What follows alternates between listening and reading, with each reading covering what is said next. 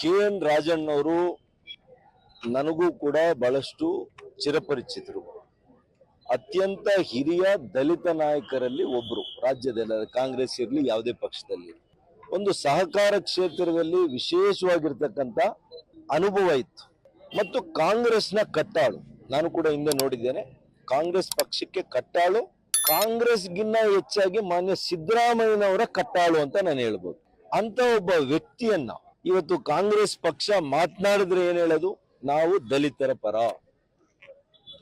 ನಾವು ದಲಿತರಿಗೆ ಅಧಿಕಾರ ಕೊಡ್ತೇವೆ, ಅಧಿಕಾರ ಕೊಟ್ರ ನೀವು ಅಧಿಕಾರ ಕಿತ್ಕೊಂಡ್ರ ಹೋಗ್ಲಿ.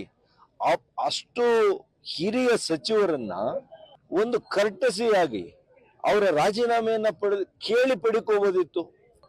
ನೀವು ಕಿಕ್ಔಟ್ ಮಾಡಿದ್ದೀರಲ್ಲ, ವಜಾ ಮಾಡಿದ್ದೀರಲ್ಲ, ಗವರ್ನರ್ ಕಚೇರಿಗೆ ಕಳಿಸಿ ಇವರನ್ನು ಕಿತ್ತಾಕಿದ್ದೀವಿ ಅಂತೇಳಿ ವಜಾ ಮಾಡಿದ್ದೀರಲ್ಲ, ಇದು ಯಾಕೆ ಹೇಳಿ? ಅವರು ಸತ್ಯ ಮಾತಾಡಿದ್ರು ಅಂತ. ಏನ್ ಸತ್ಯ ಮಾತಾಡಿದ್ರು? ಕಾಂಗ್ರೆಸ್ಸಿನ ಸುಳ್ಳು.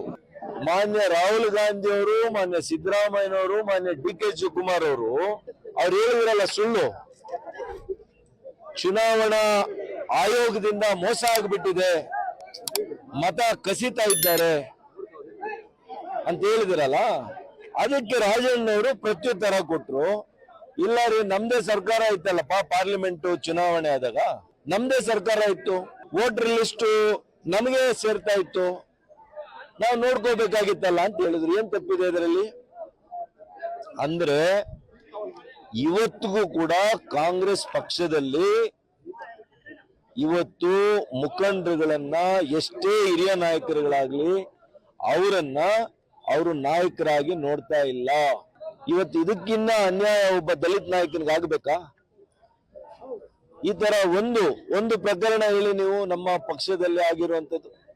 ಹಾಗಾಗಿ ಇವತ್ತು ಇವರಿಗೆ ಬಾಸ್ಗಳು ಬೇಕು. ಆಂತರಿಕ ಪ್ರಜಾಪ್ರಭುತ್ವ ಇಲ್ಲ, ಆಂತರಿಕ ಸ್ವಾತಂತ್ರ್ಯ ಇಲ್ಲ, ಅವರಿಗೆ ವ್ಯಕ್ತಿ ಸ್ವಾತಂತ್ರ್ಯವನ್ನ ಕಸದಾಕಿದ್ದಾರೆ. ಸುಮ್ಮನೆ ರೆಡ್ ಬುಕ್ ಇಟ್ಕೊಳ್ತಾರೆ ಎಲ್ಲ ಕಡೆ, ಪಾರ್ಲಿಮೆಂಟ್ ಇಂದ ಹಿಡಿದು ಇಡೀ ದೇಶದಲ್ಲಿ ಸುತ್ತಾರೆ. ಕಾನ್ಸ್ಟಿಟ್ಯೂಷನ್, ಸಂವಿಧಾನ ಅಂತ. ಸಂವಿಧಾನದಲ್ಲಿ ಮೊದಲನೇದೇ ವ್ಯಕ್ತಿ ಸ್ವಾತಂತ್ರ್ಯ ಕೊಟ್ಟಿದ್ದೀರಾ ರಾಜಣ್ಣವ್ರಿಗೆ? ಅವ್ರು ಹೇಳಂಗೆ ಇಲ್ವಾ ಅಲ್ಲಿಗೆ? ಏನೂ ಸತ್ಯ ಹೇಳಂಗಿಲ್ಲ. ಹಾಗಾಗಿ ಅವರು ಇವತ್ತು ನನ್ನ ಪ್ರಕಾರ ಮಾನ್ಯ ಸಿದ್ದರಾಮಯ್ಯನವರು ಇದಕ್ಕೆ ಉತ್ತರ ಕೊಡ್ಬೇಕು.